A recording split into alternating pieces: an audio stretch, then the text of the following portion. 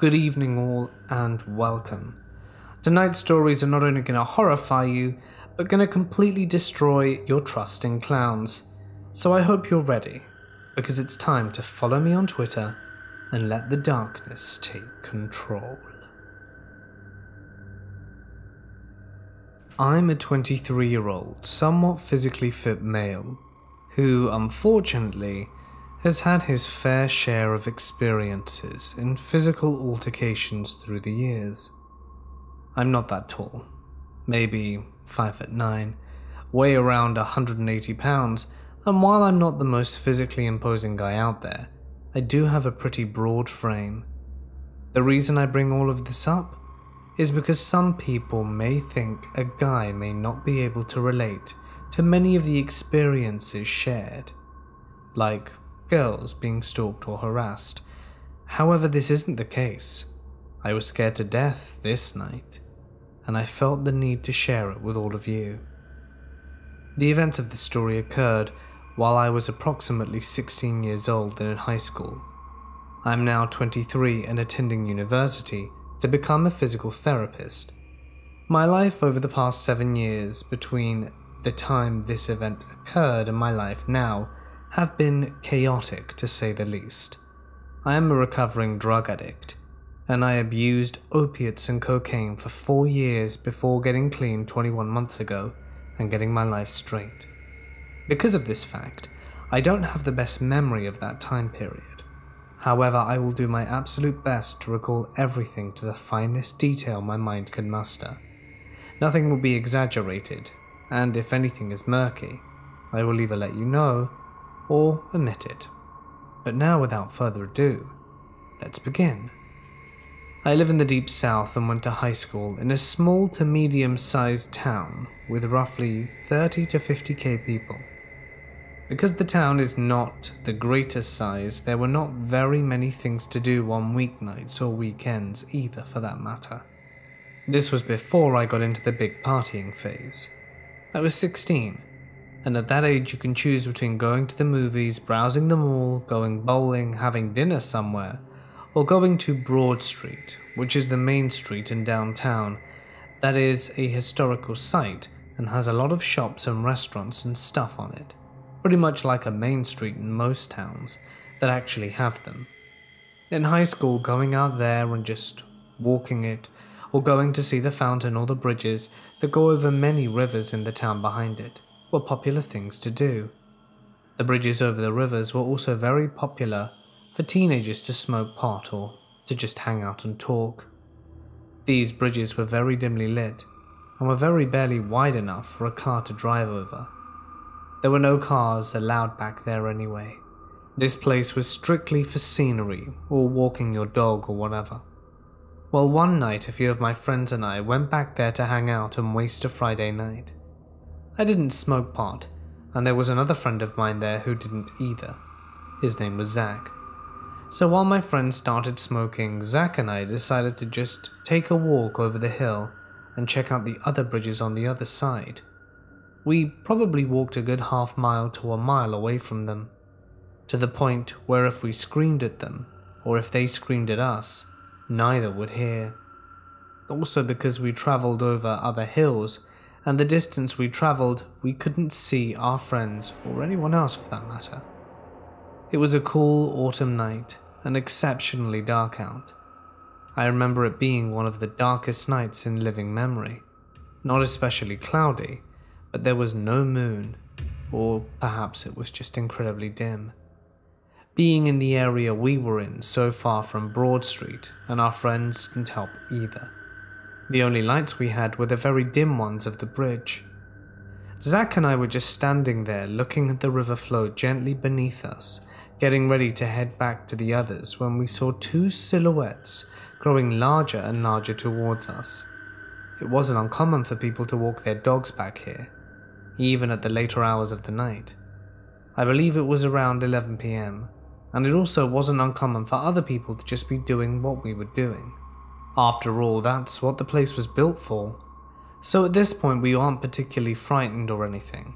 Personally, I didn't think anything of it, and at this point we had been gone for at least half hour, and assumed they would be finished, so we started to walk back, disregarding the dark figures, which we could now see in our peripheral vision. As we walked, we heard a sharp, loud whistle, one of those that people make by putting two fingers in their mouths and blowing. I still have no idea how to do it. So we turned around and looked. It was the two other silhouettes, now submerged under the revealing light of the bridge. "Y'all come on over here for a minute now, boys." There were two middle-aged men, one slightly taller than me and the other significantly taller. They were large dudes, both with completely shaved heads, bald as could be, and I'll never forget the way their eyes looked. The only way to describe them is crazy. Methed out possibly, maybe crack. They were absolutely delusional. Both were tattooed on their faces and the rest of their body, that we could see anyway, which wasn't much because they were both wearing long black leather trench coats. The shorter of the two was holding a brown paper bag. You can tell when a brown paper bag has alcohol or some sort of bottle in it. Yet this didn't. I have no idea what was in the bag.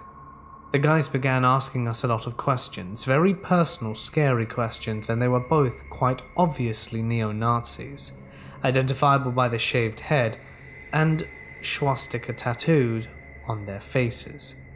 They would ask Zach and me things like, "Do you love your race, boy? Would you do anything for someone of your race? You ain't got no dirty blood in you, do you? Any poison running in your veins?" When confronted in a situation like this with two drug-induced, delusional, presumably killers interrogating you, you pretty much tell them everything that they want to hear. "Oh yes sir, very proud to be white. No sir, everyone in my family for generations has been white." I noticed Zach wasn't speaking. He was even more nervous than I was. Zach was raised by a white family, but he looked suspiciously of Native American descent. I often questioned if he was adopted. They questioned Zach more and more, but I stood there and told them that he was my brother and he was indeed white. After we had convinced them of our racial heritage, they were satisfied that we were white. I thought maybe that would be the end of it, and they would let us go. But I was wrong. This was only the beginning. For you to understand why we just didn't tell these two lumps to piss off, we have to go and then run, I should explain to you that the shorter of these two men had what appeared to be a 9mm pistol. I could be mistaken about the caliber, but it was unmistakably a pistol, hanging slightly out of the opening between his jacket pocket in the front. However, that wasn't even our main concern. With every gesture the larger man made while he spoke, he slung around a large knife in his hand, almost as if he had forgotten it was there. It was so casual. It wasn't a pocket knife. It was too large to be. It looked like one of those really large 9 to 10-inch blade knives they sell at convenience stores with dragons on the handle for $20. "We aren't from here. We're traveling soldiers for the white race," he explained. He told us they were from the state directly above mine, and they were here to purge the unclean. While the second round of conversation and questioning was going on, an elderly couple, maybe in their 50s to 60s, walked less than 40 yards away from us walking their dog. We all just stopped talking and looked at them. In my head, I'm begging them to please call the cops, and I'm giving them that rescue us look with my eye. They got past us, put their heads down and picked up the pace.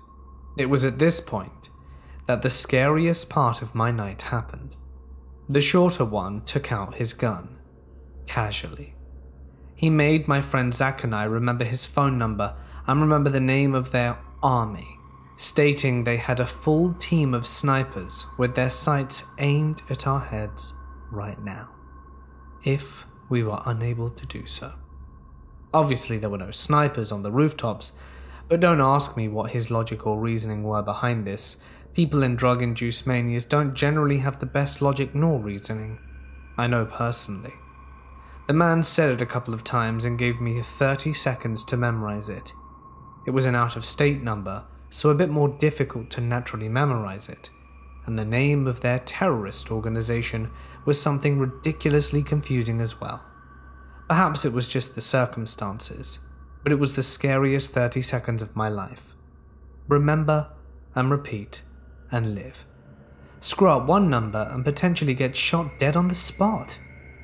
Obviously not by a team of snipers, but the very real threat was standing right in front of me. The time was up. I repeated back, praying to a god I don't believe in that it was correct. It was, and after repeating it back, they sent us on our way. We immediately took off running back to our friends who were no longer there because of the amount of time we'd been gone. We explained to them what happened and called the police. They weren't out there, and searched the place, but the two men were gone. The number they'd given me didn't exist. No one had ever heard of their group. As far as I know, nothing came of it.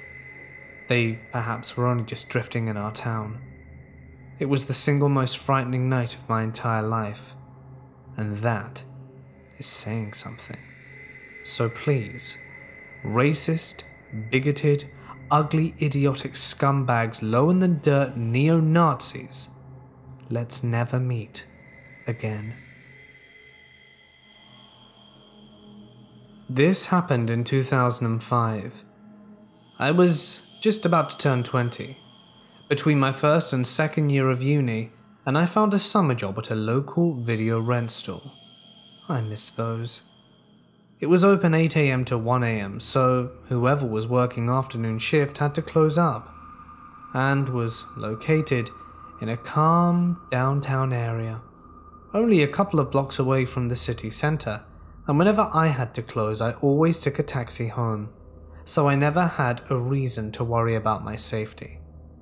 After the first months, I had already learned who the regulars were, and because I was friendly and chatty, I started feeling in my element soon enough.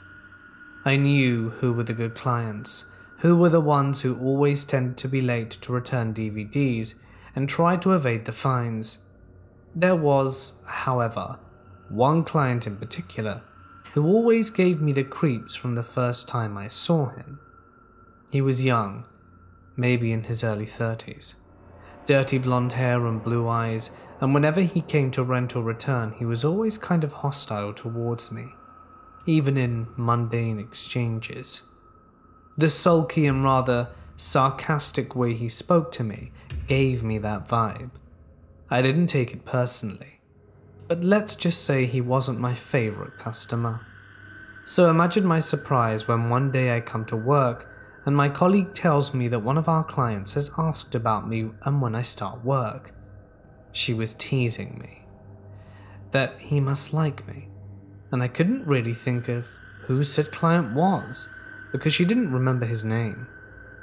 When he came to ask about me, he didn't rent nor return a DVD, so she couldn't access his account. She leaves, I start my shift, and it was really busy that day, so I quickly forgot all about it. But then, in the evening, when it was less busy at around 8, guess who shows up? The Grump. At this point, I still haven't made the connection in my mind, and I groan inwardly thinking, ugh, why always on my shifts?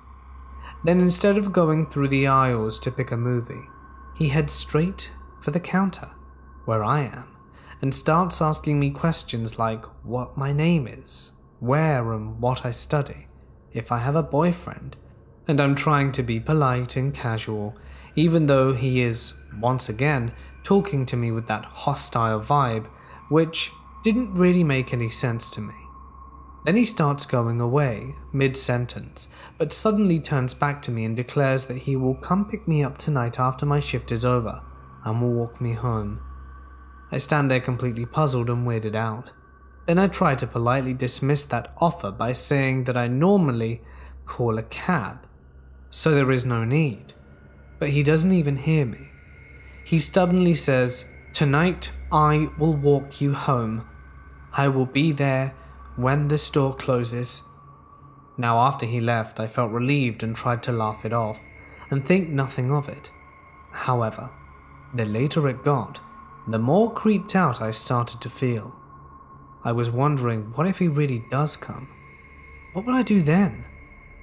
So, I decided to risk closing off early, and at 11:30 p.m., I've gradually started the process of finishing the shift, when suddenly I see a few guys passing by the store on the street, and I recognize an ex-classmate of mine.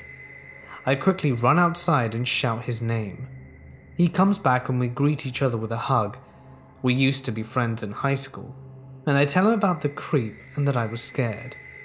My friend Theo says he was going with his friends for drinks, but he'll make sure to return around closing time to see me home. I exhale in relief, because I no longer have to close early, something that made me quite anxious to do as I hate breaking the rules, even though it was unlikely I would have been caught. And as I get back inside arranging DVDs in a much calmer state of mind, the clock goes on, and 12:30 comes around. I start washing the floor and thinking I might have overreacted by getting so worked up about this whole situation, and that maybe the guy was just a harmless grump who wouldn't act on what he said. Then I hear the bell jingle, indicating that someone had entered the store. I go to the counter and stop in my tracks. I see him, the guy, slowly approaching me with a determined stare. I start shaking all over. Look outside, but the streets are empty. So I try to remain calm and not give any nervousness away in case I trigger him somehow. I continue finishing my shift when he asks if I'm ready, and once again repeat that I don't need to be walked home because I have other plans. This seems to annoy him, and he asks what kind of plans, since I didn't mention anything before, and my facade slips a little when I indignantly explain that it's not any of his business, but I made those plans after he last came. So I ask him if he doesn't intend to rent to please leave and allow me to finish up and close. He doesn't even budge, just stubbornly stands there and says, "Yes, you have no plans. I will walk you home when you finish." Now at this point my treacherous chin starts to tremble a bit because I'm on the verge of tears. I feel angry, frustrated and scared. I'm looking at the clock every few minutes and contemplate my options in case Theo forgets about me and doesn't fulfill his promise to return. It was 12:58 now. I was still stalling, seriously wondering if the situation warranted a call to the police. I was anxious to call them anyway, because I didn't want to trigger the guy, but also I was afraid to be scolded for bothering the police with insignificant things. That was my young, stupid brain. That's when I hear the doorbell ding again, and we both turn to see Theo walk inside. I had never been more glad and relieved to see him, so I put down what I'm holding and run to him.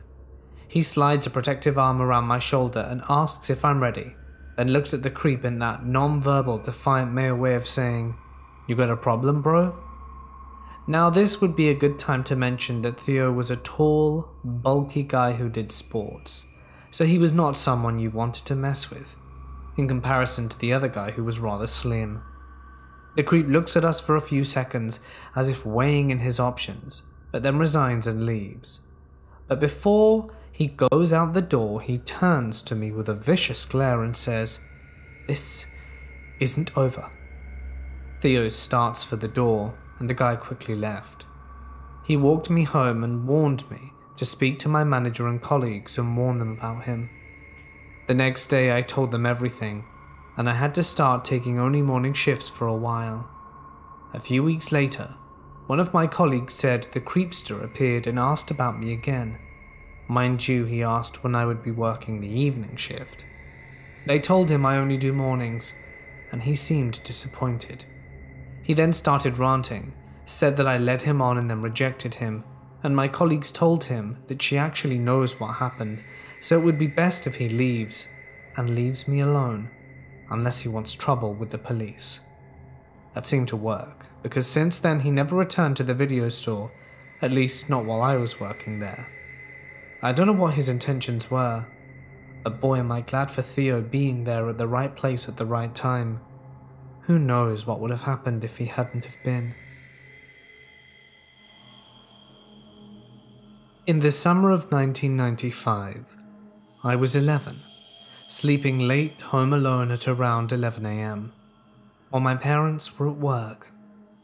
I got woken up by the doorbell, so instinctively I hurried up down the corridor, but before I rushed to open the door as I normally would, I remembered the many times my mum scolded me for opening the door without asking who it is first, or looking through the peephole to make sure it was safe to open, especially after some previously creepy experiences having already taken place at this point. So I asked, "Who is it?"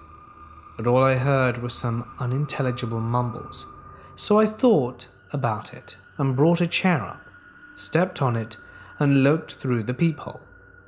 We lived in an apartment building, and on the right of our door was the elevator, and then the staircase. Since the staircase windows were on the far left corner, there was not enough natural light up there to help me see who it was. I just saw a male with some colourful t-shirts standing outside. I repeated the question, and then strained to hear the answer. He said he was looking for Miss Marjorie. That's my mother's maiden name, and I replied that she was at work. To give you some context, both of my parents are doctors, and I don't know if that sounds weird for the US or the rest of the Western world, but in Eastern Europe in the 90s, it wasn't uncommon for grateful patients to sometimes stop by, wanting to give them thanks by bringing fresh fruit or vegetables or produce from their gardens, especially those with which my parents had helped but couldn't pay. So the man said he was bringing something for my mum, except even in the murky light I could see his hands were empty. I asked what it was, and he said he left the package at the stairs. At this point I'm starting to get this uneasy feeling that something isn't right, so I decide to be cautious and lie to him that I don't have keys, and said my parents are at work and they've told me to not open the door for strangers, so when they come back they can help him. He starts to get agitated and said he can't wait that long, and then says he's actually bringing meat so that it would get spoiled in the heat if it's left outside. I begin to hesitate, because what if he's telling the truth? Will I get in trouble for letting the meat spoil? But then I look through the peephole again and see his hair, which means he has his ear pressed to the door and he's listening in. This spooked me, so I said that I was sorry and couldn't help him, and asked him to come back later when I wasn't alone. He once again said he wouldn't have time to come back later, so he offers to leave and says he will leave the package at the stairs. So when he's gone, I won't be afraid to open the door and retrieve it myself. I keep quiet and intently observe him as he goes down the stairs and makes noise climbing down. And then I freeze, because in the silence that ensued, I was just about to really open the door and check, when I saw his t-shirt sleeve behind the corner of the stairs. He was hiding, probably hoping that I would open the door thinking he were gone, when in fact, he was preparing to, what, pounce on me, break into our apartment? Maybe something worse. I got so scared I froze and just kept on watching, standing on the chair behind the door, and finally after what seemed like hours but was probably maybe just 10 minutes, I heard him descend the stairs. I still didn't open the door. I called my mum's hospital but she couldn't be put through, so I waited for them to come back home in the afternoon. They both got worried but proud of me that I did the right thing. A few hours later, all the kids from the building and I are at the little square playground/bench area in front of it. It was buzzing with kids running around and grandparents, so it was very safe. My best friend Nina and I were sitting on one of the benches when suddenly a strange man approaches us and stands next to the bench and asks our name. I hesitantly say what it is, although my heart starts to beat faster as I recognize the voice. It was the man from the morning. This time I'm not alone, so I instinctively press myself closer to Nina, when he says, "Well, I'm bringing something for Harry, but it's in the car and I've parked it there on the street. Will you come bring it to me?" For context, Harry is my father. Encouraged by my friend's presence and all the people around, I say to him that actually my dad is home, so if he waits there I'll go get him, and he could help him bring whatever he wants from the car, as I'm too little and can't carry heavy things. The moment I said it, the guy got quiet and then quickly began walking away. Not running, just very quickly walking. My friend, who already knew about what happened this morning, and I ran to my apartment and told my dad. He ran in his shorts to chase after the guy, but of course, he was long gone. My dad started asking away then, as once again, something typical for Eastern European countries, the grandma sitting on the balconies and the benches, looking out at everyone and everything that's going on, like a living security system. But no one has noticed anything except one grandma, an old lady living alone on the first floor, who says that a guy approached her earlier while she was sitting on her balcony and started asking about our family, then tried to ask for money to pay for the meat he was bringing. And he told her that my parents have purchased it from him. She told him she has no money, but stupidly gave him a lot of information like my name. We never heard anything about the guy, but thank God. Those questions are still puzzling me though. What did he want? Why did he say my mum's name? But then he said he was bringing something for my dad? Was he actually focused on me? Would he have abducted me? Whatever the answer, I hope to never meet him. I also remember that when school started after that summer, there was another situation that seemed weird and possibly dangerous. I was coming back from school and saw my friends gathered in front of the apartment building, but in the entrance furthest away from the one I live in. I was talking to them when I heard my mum calling me. I turned and saw she was heading to work towards the bus stop, but she never called me to go to her, and when I did, she told me she wants me to immediately go home. I grumbled but obliged. So from my point of view, what happened was this. I reached our entrance of the building and opened the door, when I feel someone coming close behind me, but I don't turn and think nothing of it. Then I start climbing the stairs quickly because I was afraid to take the elevator alone. But I hear that there are equally fast footsteps following up behind me. And just when I was fiddling with my keys about to unlock the door, I hear my mum's extremely worried voice shouting my name from downstairs, which startled me. And then the footsteps stopped right before the person reached my floor, and they started coming back down. Then my mum climbs to our floor, hugs me, and we lock the door, and she tells me what actually happened. She's going to work but sees me talking to my friends. Then she looks around and sees a creepy older man standing near us and staring at us kids.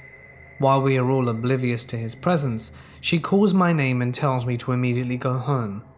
She turns and starts for the bus stop once I head home, but then an impending sense of dread consumes her and she turns to look back, seeing that the guy is no longer where he was but actually following me, and in very few movements sees he enters the building after me and disappears. My mum begins to run in a sheer panic, reaches the entrance and shouts my name, and then she hears his footsteps back down, and then when he reaches the ground floor he passes by my mum and says he gave her such an evil, menacing glare as if he wanted to strangle her for preventing his intentions. She said alarm bells rang in her head and her whole body was full of adrenaline, ready to fight if she must, because she felt that I was in real danger. Do you think it was the same guy? I never got a chance to see him, and my mum didn't know what the guy from before looked like, so who knows? All I know is that I never want to meet either of them again. This happened back in the late 1980s, when I was home one summer on break from college. About 2 years prior, my dad had purchased an old house with the intention of eventually tearing it down to build a new home. The house was built in 1916, and like most homes built in that era, it had a really unconventional floor plan. There was a central living room and a kitchen like any normal home, but the 3 bedrooms were more akin to a separate apartment. Each had its own separate outside entrance, a private bathroom, and a door that led to the common area living room, and a kitchen. Perhaps the place was originally intended to be a boarding house or something. I really didn't know. The other thing that was a little creepy about the house was that it was all wood. The ceilings, walls, and floors were all brown, and nothing was ever painted nor plastered. My dad was a pretty cool guy. While he was waiting for permits and financing, he let 3 of my friends live there for free in exchange for watching the place. They had a lot of parties, but my dad didn't care as long as none of the neighbors complained. I went to a few parties there myself when I was lucky enough to be home from college. Eventually 2 of my friends moved out, leaving my one buddy there to watch the mostly empty house on his own. He was not the type of person to be afraid of living alone in a half-empty house. In fact, he was fine with the situation. I'm at home one afternoon when the phone rings. It's my buddy, and he sounds terrified. He tells me to call the police and to meet him in front of the driveway of the house, but to under no conditions go in. I ask him why, and he tells me that there is a crazy clown in the house.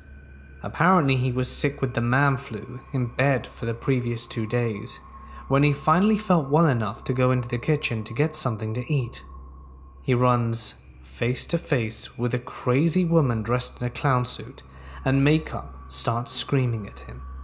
It was then that he ran out the house and called me in a panic from a nearby gas station.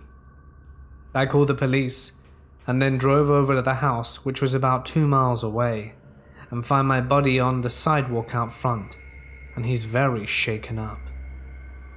I ask him to describe what he saw, and he keeps saying that there's a crazy clown woman in the house. I press for more specific details, and he describes her as dressed in a white clown suit with red makeup smeared all over her face. He's still a little sick, and looks really bad, and honestly, he's really freaking me out as well. There's no way in hell that I was going into that house to investigate the story. After what seems like an eternity, a cop shows up. My buddy tells him the exact same story.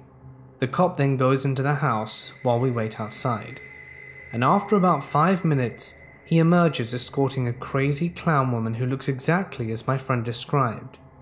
She has wild, unkempt brown hair, wearing this weird baggy one-piece, all-white body jumper suit that is really strangely styled.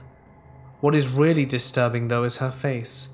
She had a tube of lipstick which she crudely spread red all over her cheeks in a failed attempt to make them look rosy. Although we were both freaked out, the cop thought it was hilarious. The clown woman claimed it was her house and then accused us of being on drugs and trespassing on her property. When the cop told her to get in the back of the squad car, she warned him that she had powerful friends in Tinseltown who would have him fired. When he comes back to talk to us, he tells us he can't arrest her for breaking and entering because the house is half abandoned. He said the best he could do was drive her a few blocks away and hope she didn't wander back. This, of course, freaks us out even more.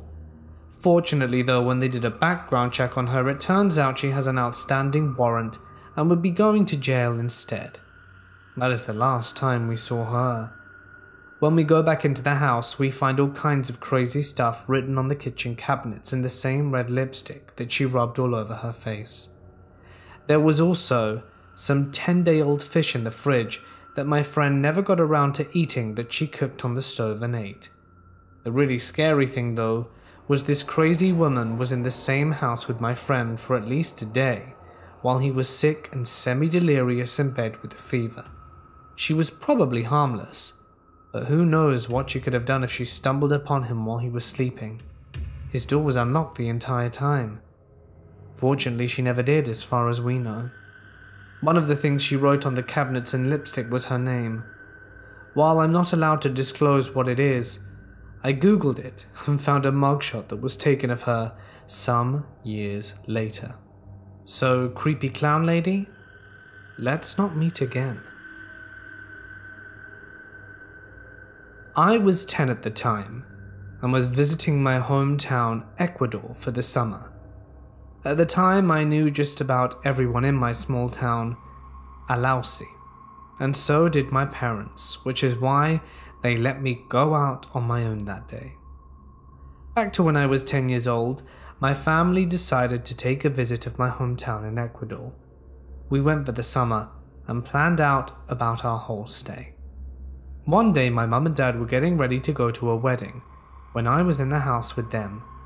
My big sister went over to a friend's house and my other relatives had already left for the wedding.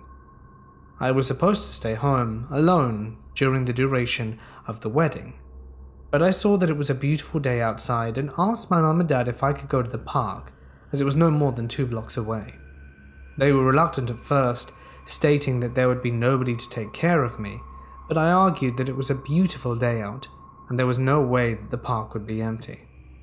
They kept getting dressed as I argued until they finally gave in. They said that I could go to the park, as long as I was back before it got dark. I agreed and ran outside to head for the park. It took me no more than 10 minutes to get there and I was ready to make new friends and play around, but oddly enough there was no one there. It looked abandoned, which was weird seeing how this was one of the 2 parks in the whole city. It should have been packed, but I paid it no mind. I believe I ran over to a swing set or slide and played around. As I played, I suddenly heard a voice from the distance. A clown was on the other side of a gate and motioning me to get closer. Behind him was a white van, which I had noticed before, but just thought it was a delivery truck of sorts. I slowly started walking towards the clown and stopped a good distance away from him. He asked me in Spanish, "Hey kid, do you like clowns?" I nodded no to him, and he gave me that clown frown, and then said, "Well then, let me see if I can change that." He opened up his car, and by looking inside I saw that there were only 2 boxes, though I wasn't sure what they were filled with, and that was it. No seats, no posters, just those 2 boxes and then complete emptiness. Being a child, I still paid no mind to it, and watched as he pulled out a deflated balloon. He wrapped his lips around the end of it and blew till the balloon was fully inflated. He tied the end and started to form a balloon into the shape of a dog. He showed it to me and I smiled. He then motioned for me to come closer, to which I complied and handed the balloon to me and said, "Do you like it?" I nodded yes this time and gave him a small smile, and he then grinned in the creepiest way possible. The grin was so creepy that even as a kid, I knew to back away a bit. The clown then said that if I wanted to see the rest of his tricks, I would have to get into the truck. I told him the exit was on the other side of the park, and I wouldn't be able to climb the small gate. He then said a few words that still haunt me to this day. "Get a little closer, and I'll carry you over. Then we can have loads of fun in my truck. Come on, kid." While saying all of this, he still had that creepy grin plastered across his face. I merely backed away and told him, "No, it's okay, sir." His grin turned into anger, as though he were annoyed by this. He placed his hands on his hips and said, "Oh, but we're having so much fun." Right when he said that, I heard a voice on the other side of the park yelling, Son, I'm here to pick you up." I turned and saw a man that I recognized as a local neighbor. He was not my real father, obviously, but the little me knew to run over to him. I said nothing to the clown and just ran to the man and gave him a hug. The man waved to the clown and said, "Thanks for keeping my kid entertained," to which the clown replied, "No problem." As we turned around, I was able to hear this man murmur, "Sick creep." I looked at him and asked, "What exactly is going on?" He gave me a sigh and explained everything. As it turns out, he was not a real clown. He was a man that had been kidnapping kids all across Ecuador. He would lure children with the clown costume and take them away to God knows where. The people of my town had a feeling he was coming to our town, which is why the whole park was deserted. He said that he was walking by when he noticed that I was talking to the clown and ran over to save me. As he told me this, he also dialed for the police to report the incident. We had finally arrived at my house and the man said, "Be careful who you talk to, son. Not everyone is who they seem." I gave him one final hug, gave him a thanks for saving me, and he gave me a rub on the head and said, "It's okay, boy. Now hurry in. I have my own things to worry about." I nodded and ran into the house. No one was there, and by the time they had returned, I decided not to tell anyone since I knew they'd flip out. It took a while to forget about the whole incident, especially with those words that kept reminding me of him. But I soon forgot, till I came across this page, and memories of that clown flooded my head. I'm not quite sure what happened to the sicko, but hopefully he is now behind bars. So, to that creepy clown from long ago, let's not meet again.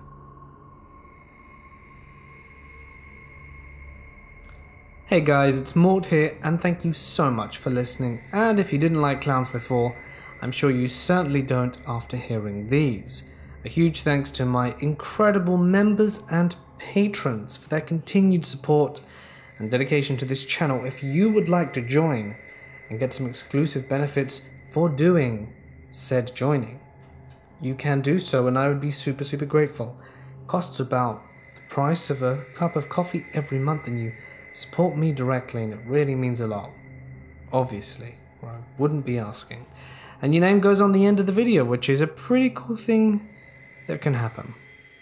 So yeah, I hope you enjoyed tonight's stories. I tried to pick out some really good ones because I feel like Let's Not Meet can be a bit hit and miss sometimes. Specifically went for older stories because I think, you know, some of the original older posts just have a bit more gravity in their situations than some recent ones. But anyway, guys, I'm going to leave it here for now. So stay awesome, stay safe, and I'll see you in the next one.